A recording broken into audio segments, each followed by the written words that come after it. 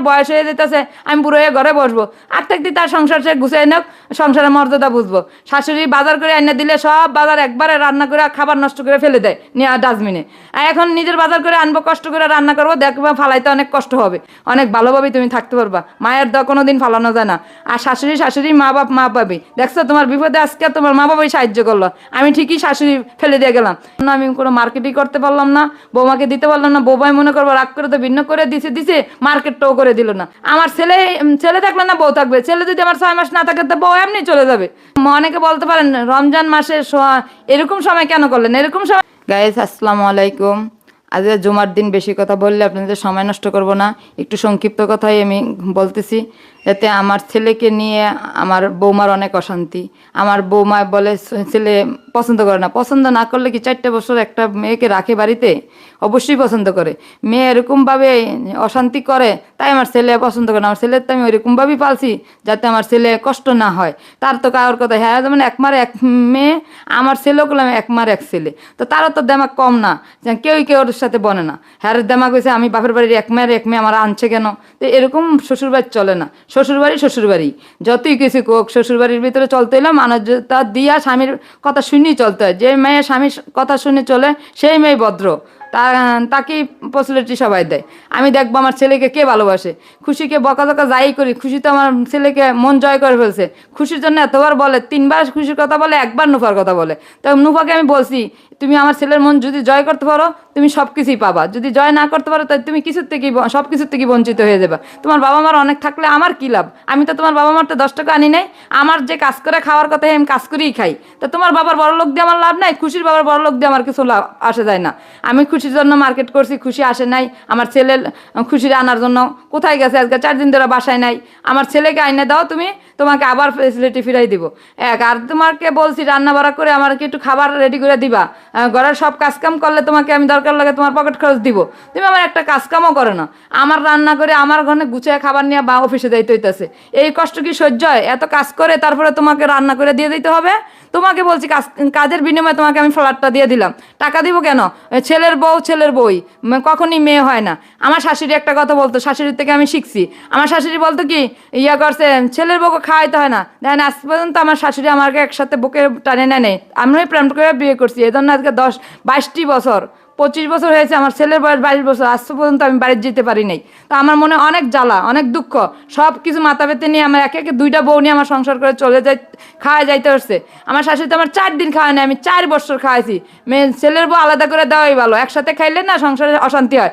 শাশুড়ি সব খেয়ে ফেলছে, বুড়া মানুষ বসে বসে ঘরের ভিতরে খাইতেই থাকবো। এখন আমার বয়স হয়ে যেতেছে, আমি বুড়ো হয়ে ঘরে বসবো, আর থাকতে তার সংসার সে গুছিয়ে নাও, সংসারের মর্যাদা বুঝবো। শাশুড়ি বাজার করে এনে দিলে সব বাজার একবারে রান্না করে খাবার নষ্ট করে ফেলে দেয় নিয়ে ডাস্টবিনে।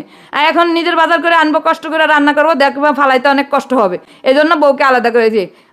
অনেকে বলতে পারেন রমজান মাসে এরকম সময় কেন করলেন, এরকম সময় কেন করলাম, এরকম সময় আমার ছেলে রাগ করে বেড়ে গেছে। তো আমার ছেলেকে আনতে হলে তো বৌমাকে আলাদা করতেই হবে। ছেলে ফিরে আসলে ছেলের বউ তো ছেলে থাকবে, যদি ছেলেকে নাই আনে তাহলে আমি বৌমা দিয়ে কী করবো? যতই হোক আমার ছেলে পাগল হলো আমার ছেলে, আমার ছেলে থাকলে না বউ থাকবে, ছেলে যদি আমার 6 মাস না থাকে তো বউ এমনি চলে যাবে। তাই আমার ছেলেকে তো দরকার, তো ছেলে থাকলে নানাত করে আমার সবই থাকবো।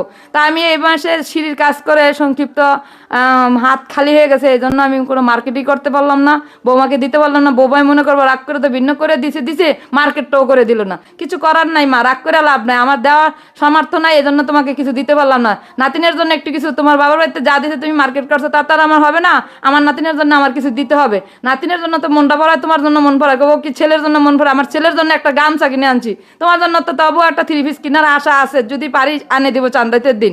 আর না পারলে তুমি রাগ করো না, কাজ করো বিদায় মনে করো না মায় কিছু দিল না, সেজন্য দেই নেই। আমার সামর্থ্যই এখন নাই, সিঁড়িতে কাজ করে আমি একদম শূন্য হাত হয়ে গেছি।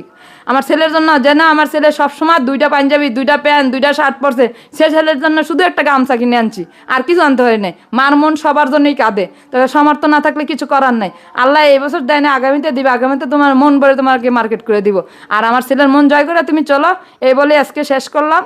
তুমি আগামী ব্লকে যাতে তুমি আমার নামে বাজে কিছু বলো না, আর বললে কষ্ট পেয়ে লাভ নাই, কিছু করার নেই। আমার ছেলের মন জোগায় তোমার চলতেই হবে, যেমন খুশি আমার ছেলের মন জয় করছে, তুমি আমার ছেলের মন জয় করে চলো, দেখবা সব কিছু পাবে অটোমেটিক।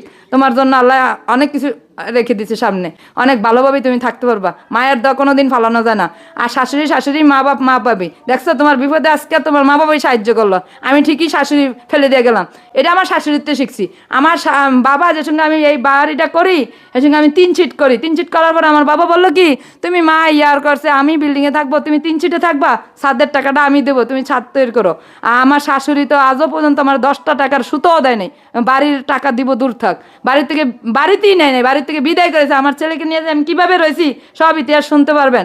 একটা মায়ের জীবনে কত কষ্ট, আমার কষ্ট দেখলে আপনারা অনেকের শিক্ষা হবে শ্বশুরবাড়ির যন্ত্রণা কি আর সংসার যন্ত্রণা কি। মানে আমার জীবনটাতে কি সেটা আপনারা জানতে পারবেন। 2টা বউ নিয়ে, ছেলেকে নিয়ে, 2টা নায়নাতকে নিয়ে আমি কিভাবে চলে এই 6টা বছর পার করে আসছি, এক আল্লাহ পাকি জানে। আল্লাহ পাক আমার মাথার উপরে আসে বিদায় আজকে আমি এতটুকু পর্যন্ত আসতে পারছি। আমি এতটুকু পর্যন্ত আসতে পারবো আমিও ভাবতে পারি নাই। একটা জব করে 2টা বউর জন্য 2টা জায়গায় জব করি, কেন ছোট বউর জন্য ছোট জায়গায় জব করি, ছোট বউ পরে আসছে, চাকরিটাও পরেই নিছি। বড় বউর জন্য বড় জায়গায় চাকরি করছি, যাতে বড় বউ কোনো অসুবিধা না হয়। 2টা বউকে আমি ভালোবাসি না এমন কোনো কথা না। খুশিকে ছেলে দাদার ভালোবাসে, ছেলে তাকে ভালোবাসে, আমি তাকেই ভালোবাসবো, এটাই দুনিয়ার নিয়ম। যতই বলি মুখে মুখে ছোট বউকে ভালোবাসি, অন্তর থেকে ঠিকই খুশিকেই ভালোবাসি। কেন আমার ছেলে ভালোবাসে, ছেলের মন জয় করছে, এজন্য আমি খুশিকে ধন্যবাদ জানাই। আবার খুশির কারণে আজকে নুফাকে পেয়েছি, এজন্য আমি বড় বউকে ভুলতে পারি না। বড় বউকে আনার জন্য ছোট বউ বাসায় রয়েছে, সে তাকে দিতেই পারবো। বড় বউকে বাসার থেকে আনতে যাবো, এজন্য তার জন্য মার্কেট করছি, ছোট বউকে কিচ্ছু দেই নাই। তুমি মন খারাপ করো না, তুমি আমার ছেলের মন জয় করো, অবশ্যই তোমাকে মার্কেট করে দিব। এই বলে আজকে ভিডিওটা শেষ।